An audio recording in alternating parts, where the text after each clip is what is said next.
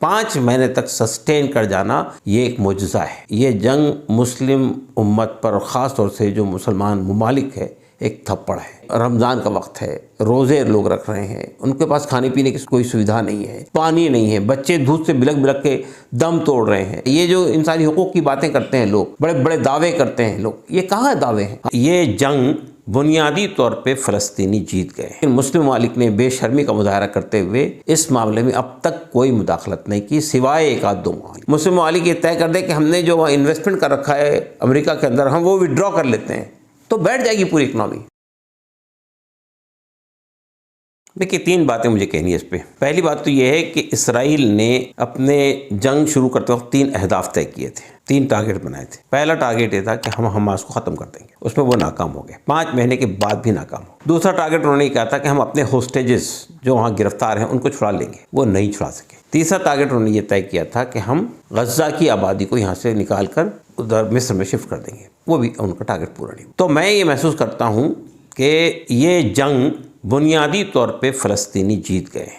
اسرائیل جیسی قوت کو، جس کے پیچھے امریکہ اور پوری مغربی طاقتیں کھڑی تھی، گھٹنے ٹیکنے میں مجبور کر دینا اس بات کی علامت ہے کہ اپنی تمام کم مائگی کے باوجود، اپنی تمام کمزوری کے باوجود، کمزوری اس معنی میں کہ ہمارے پاس ہتھیار نہیں ہے، افرادی قوت کم ہے، اس کے باوجود بھی 5 مہینے تک سسٹین کر جانا یہ ایک معجزہ ہے۔ چوتھی بات مجھے یہ کہنی ہے اس میں کہ یہ جنگ جو ہو رہی ہے، یہ جنگ مسلم امت پر، خاص طور سے جو مسلمان ممالک ہے، ایک تھپڑ ہے۔ قرآن مجید کی تعلیم یہ ہے کہ اگر مسلمان کہیں بھی پریشان حال ہیں، دنیا کے کسی بھی کونے میں، اور وہ آواز دے رہے ہیں، تو آپ کی ذمہ داری بنتی ہے کہ اس پہ لبیک کہیں آپ۔ لیکن مسلم ممالک نے بے شرمی کا مظاہرہ کرتے ہوئے اس معاملے میں اب تک کوئی مداخلت نہیں کی، سوائے ایک آدھ دو ممالک۔ تو میں یہ سمجھتا ہوں کہ یہ بہت غلط ہے، مسلم ممالک کو اپنے رویے پہ غور کرنا چاہیے۔ تیسری بات مجھے یہ کہنی ہے کہ مجھے خوشی ہوتی ہے کہ مغربی ممالک کا رویہ تو بہت خلاف ہے، حکومتوں کا رویہ، لیکن مغربی ممالک کے عوام جس ولولے کے ساتھ، جس جوش کے ساتھ میدان میں آئے ہیں، اور انہوں نے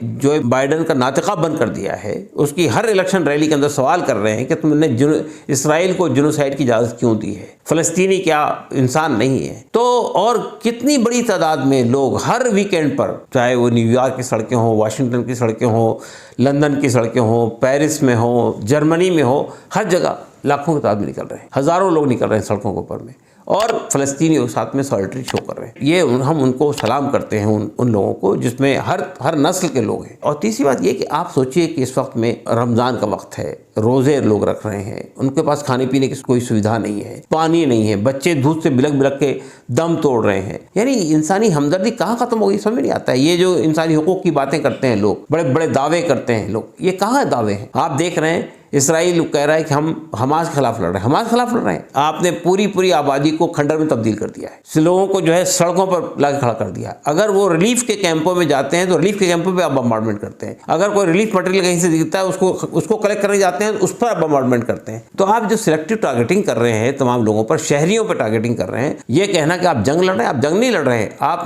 جنوسائیڈ کر رہے ہیں، اور پوری بھری ہوئی ہے، سوائے ان لوگوں کے جو عوام ہے، عوام اس کے خلاف کھڑی ہے، عوام میدان میں ہے، چاہے وہ امریکہ کے عوام ہو، چاہے وہ برطانیہ کے عوام ہو، چاہے مغربی ممالک کے عوام۔ لیکن مجھے افسوس آتی یہ کہنا پڑتا ہے، نہ مسلم ممالک کے حکمراں، نہ مسلم ممالک کے عوام میدان میں آ رہے ہیں۔ دیکھیے مسلم ممالک کے اندر کہیں بھی جمہوریت نہیں ہے، سوائے ایک آدھ دو ملکوں کے۔ باقی تمام ممالک کے اندر بادشاہت ہے، منارکی ہے، اور بادشاہت کے اندر بادشاہ کے خلاف آواز اٹھانا بغاوت ہے۔ تو وہاں نہیں ہو رہی، آوازیں نہیں اٹھ رہی۔ ایسا نہیں کہ وہاں کے لوگ پریشان نہیں ہیں، وہاں کے لوگ مضطرب نہیں ہیں، وہاں کے لوگ بے چین نہیں ہیں، مسلمان ہے تو اس کے اندر ایمان ہے، اگر ایمان ہے تو اس کے اندر اضطراب ہونا چاہیے، بے چینی ہونی چاہیے۔ لیکن اگر وہاں پہ وہ فلسطینیوں کا جو وہ ہوتا ہے مفلر ڈالتے ہیں، جو وہ بھی اگر کوئی ڈال لیتا ہے تو اس کو گرفتار کر لیا جاتا ہے، سعودی عرب کے اندر، امارات کے اندر۔ تو یہ جب سچویشن ہوگی تو آواز کیا اٹھائیں گے لوگ؟ تو دیکھیے مجھے یہ کہنا ہے کہ لوگوں کے مادی مفادات، لوگوں کے دوسرے مفادات جو ہے ان کی پیر کی زنجیر بن گئے۔